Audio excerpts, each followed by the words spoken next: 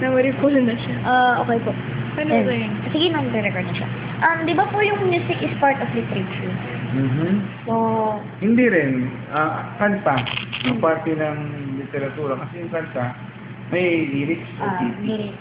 Pero yung music per se, ibang anyo ng feeling yan eh. Kasi music lang, pwedeng tugtog lang eh. Diba? Opo. So kung Sir, kanta, sa tingin niyo po, ano pong magandang pwede naming ibigay na reason pag tinanong kami na bakit niyo pinag-aaralan yan as an English major or language major? Parang ganun. aba kasi kamo, ang nagawa ng flip top, una ay may pagbabagong dulot na ibinibigay sa pag-unlad ng musika. Una. At ikalawa sa pag-unlad ng panitikan. Ikatlo, sa musika. So, tatlong target mo, language, literature, music.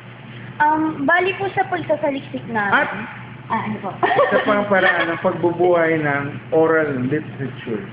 Kasi sa panahon ngayon na walang nagbabasa, Opo. For internet. Oo nga po. diba, mahihikayat mo ang mga bata na magbasa. Ang entrance point, diba, yung come on, ay flip top.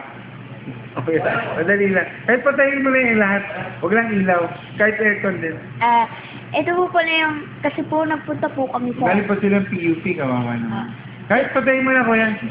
Kasi po, nagpunta po kami sa isang language institute. Tinanong po namin siya tungkol dun sa, opinion niya. Tapos ito po yung nakita niya na parang pinaka-possible na dahilan kung bakit pwede siyang pag-aralan. Kasi po, kapag nag-aral ka ng language, dapat daw po yung linguistic, literature, historical, and socio-cultural na daw. Hindi yun. Balikan mo lahat ng mga karagatan, duplo, batang balagtasan. At balikan mo pa yung unang paraan ng mga... Actually, meron libro ng mga rap. Ay, Sa opo. rap eh. Opo. Oo, nakuha nyo yun. Opo, Rapper's Delight po. Oo, meron din ako nun. So, ayun ang una eh, yung Rapper's Delight eh. Yung Opo. unang dito, di ba? Opo. At ang galing ng Filipino, meron tayong translation nun. Talaga po? Dapat makuha mo yun. Hindi ko na memorize ngayon eh. Ay. Oo, may kilala akong, hanapin mo, tawagin mo to. Kaibigan ko to ng actress, matutuwa yan. Ano po po? Sige. Sana nandito yung contact number niya. Sabi, Ate Gigi, pinatawagan ako ni Kuya Bim. Ito, alam niya yung rap na Rapper's Delight na in Filipino. Pakicopy na. Okay po. Alam niya yun si Dom. Sige, basta tapos i-rap nyo. Papag-rapin niyo siya. Opo. Sir, marami po salamat. Tapos na. Okay na yan? Teka lang po. Check ko lang po. Eh, kala ko nagpapasalamat ka na eh. Ay, hindi po. Kasi, alam mo eh. Kala ko kung humihingi ka ng tayan sa wedding. Yun yung main question natin. Ano yung pangalan niya? Gigi po. Ano pilido? Ano? Kita mo na. Okay mo na lahat. Pasensya na po sa bala. Pero meron po ba kayong parang pinaka-written format ng criteria ng bala? Wala eh. Pero, hindi, pwede kong email. Yung amin lang kasaysayan na ginawa. Sige Yun ang po. meron ako. So, email mo ko para malaman ko yung email address mo. Opo. Sir, sa Facebook ba?